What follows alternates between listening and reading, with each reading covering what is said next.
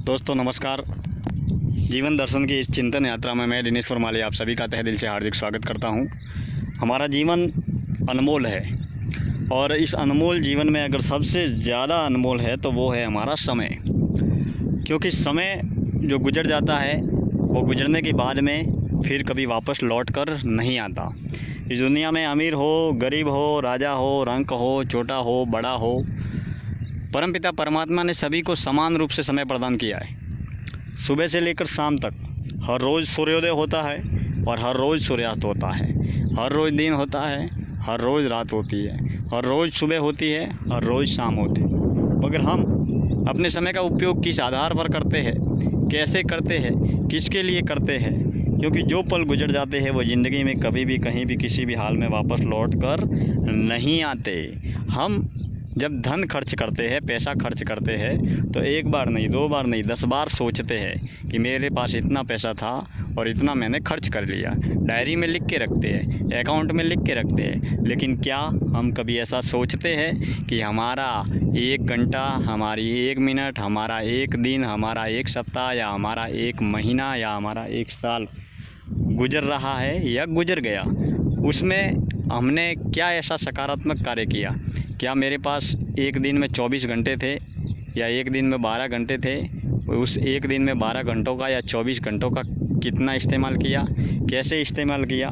वैसे अगर समय की समीक्षा की जाए तो आप 100% रूप से यही पाएंगे कि आप प्रतिदिन अपने समय का बहुत सारा दुरुपयोग करते हैं। वो किसी न किसी रूप में करते हैं। वो भले ही फिजूल की मुलाकातों में समय व्यतीत करते होंगे, आप फिजूल के कार्य करने में समय व्यतीत करते होंगे, या आलस्य या और बेमतलब की चर्चा या बेमतलब की मुलाकातों में अपना समय व्यतीत करते होंगे। लेकिन प्रतिदिन सुबह से शाम तक अगर हम समीक्षा करें, समालोचना करें, तो जाने अनजाने में सबसे ज़्यादा समय का हम दुरुपयोग करते हैं। क्योंकि समय, मान लीजिए आपके पास 1 लाख रुपया है और 1 लाख रुपया आपने खर्च कर लिया, तो उस 1 लाख रुपये को आप अपनी दुगुनी मेहनत के ज़रिए या बुद्धिमत्ता से आप उसे वापस प्राप्त कर सकते हैं। मगर जो समय 1 मिनट भी अगर गुजर गया तो वो समय किसी भी हाल में वापस नहीं आएगा। आज का आपका 1 दिन आपकी ज़िंदगी से चला गया। अब वो 1 दिन जो चला गया वो किसी भी हाल में वापस लौट कर नहीं आएगा। आप आज तक जो चिंतन किया गया है या जो समीक्षा की गई है उसमें मरते वक्त आदमी सबसे ज़्यादा अगर दुखी होता है तो वो सबसे ज़्यादा दुखी होता है वो समय को लेकर। क्योंकि बुढ़ापे में जवानी चली जाती है, बुढ़ापा भी चला जाता है और बचपन भी चला जाता है। बचपन खेल खेल में निकल जाता है, जवानी कई नए ताने बाने, सपने और भविष्य की उड़ान भरने में निकल जाता है। और जब जवानी गुजरने लगती है तो बुढ़ापा हमें एक नहीं कई बीमारियों से घेरे लेता है। बहुत सारी बीमारियां, आंखों से अंधे हो जाते हैं, कानों से बहरे हो जाते हैं, कमर से झुक जाते हैं, सुनाई नहीं देता, दिखाई नहीं देता। कई बार ऐसी असाध्य बीमारियां भी हमें घेर लेती है तो हम बुढ़ापे की ओर अग्रसर होते हैं। लेकिन बुढ़ापा ज्यों-ज्यों नज़दीक आता है और उस समय जब आदमी अपने जीवन की समीक्षा करने लगता है कि मैंने बचपन में क्या किया, जवानी में क्या किया और अभी बुढ़ापे में क्या कर रहा हूँ, इत्यादि तमाम विषयों के बारे में जब वो अतीत के आईने में झांक कर अपने आप की समालोचना करता है तो वो सबसे ज़्यादा यही पाता है कि मैंने मेरे जीवन में सबसे ज़्यादा समय का दुरुपयोग किया है। क्योंकि समय का चक्र सबसे ज़्यादा अनमोल है। समय जो गुजर जाता है, समय जो निकल जाता है वो किसी भी हाल में वापस नहीं आता है। तो हमें जीवन में सबसे ज़्यादा महत्व देना चाहिए वो समय को देना चाहिए। क्योंकि जो समय गुजर जाएगा वो किसी भी हाल में वापस नहीं आएगा। मान लीजिए आपकी ज़िंदगी 70 साल की भी हो सकती है, 100 साल की भी हो सकती है, 50 साल की भी हो सकती है। लेकिन जब जीवन के आखिरी काल में जब आप हॉस्पिटल में लेटे होंगे या मृत शैय्या पर पड़े होंगे, तब आप अगर तुलना करेंगे मरते वक्त की, अगर मेरे को 1 मिनट तो क्या, 1 क्षण या 1 पल भी अगर हमको अतिरिक्त मिल जाए तो वो नहीं मिल पाएगा। तो आज जब आपके पास कई दिन है, कई महीने हैं, कई सप्ताह है, कई साल है, उस समय को आप फिजूल की गतिविधियों में, राग में, द्वेष में, ईर्ष्या में, जलन में, नफ़रत में और फिजूल के लोगों से बातें करने में, लड़ाई में, झगड़े में इत्यादि में हम खर्च क्यों करते हैं? ये हमारी सबसे बड़ी मूर्खता और पागलपन होता है कि हम हमारे अमूल्य समय को बहुत दुरुपयोग और फिजूल के कार्यों में खर्च कर देते हैं। लेकिन जब जीवन का आखिरी पल आता है तब हम पछताते हैं कि मेरे को पूरी ज़िंदगी मिली थी और इस ज़िंदगी में मैंने हर यादगार लम्हे को मतलब फिजूल के कार्यों में खर्च कर दिया। तो इस समय पर जीवन की समीक्षा अगर करें तो सबसे ज़्यादा समय का हमें सदुपयोग करना चाहिए।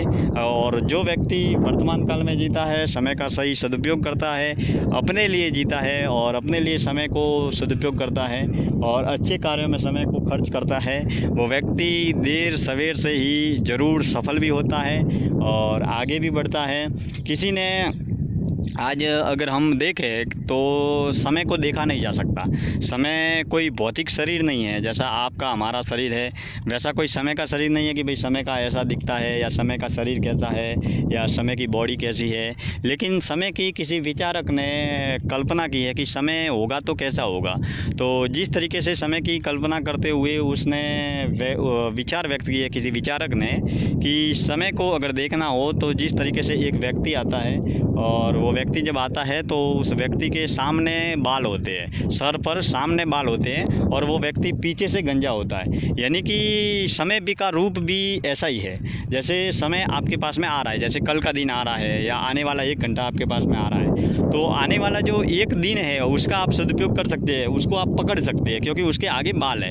लेकिन जब वो 1 दिन जैसे गुजर गया, यानी कि कल का दिन गुजर गया, जो गुजरा हुआ कल है वो गुजर गया, तो वो अभी वापस नहीं आ सकता, तो वो गंजा है। तो कहने का तात्पर्य यही है कि जो आने वाला समय है, जैसे आने वाला दिन है, आने वाला कल का दिन है, उसे आप पकड़ सकते हैं, उसका आप सदुपयोग कर सकते हैं। और जो समय गुजर गया है, जो समय निकल गया, उसको आप पकड़ नहीं सकते, यानी कि वो गंजा है। और जैसे कि धन है तो धन की हम बचत कर सकते हैं। जैसे आपके पास 2 लाख रुपया है, 5 लाख रुपया, 1 करोड़ रुपया है, जो भी आपकी संपत्ति है तो उसकी तो आप बचत भी कर सकते हैं। जैसे बैंक में बचत कर सकते हैं, एफडी करवा सकते हैं, आरडी करवा सकते हैं। इस तरीके से धन की तो बचत की जा सकती है, लेकिन समय की एफडी नहीं की जा सकती। जैसे समय की बचत नहीं की जा सकती, समय की बचत नहीं की जा सकती, लेकिन समय का जो हम सदुपयोग करते हैं या समय की जो बचत करते हैं या उस समय पर हम जो निर्धारित समय पर अच्छे कार्य करते हैं या अपना जो समय है उसको सद कार्य में व्यतीत करते हैं, तो वही समय की सबसे बड़ी बचत है। तो समय का सदुपयोग किया जा सकता है। समय का सदुपयोग करके हम अपने जीवन की बचत कर सकते हैं।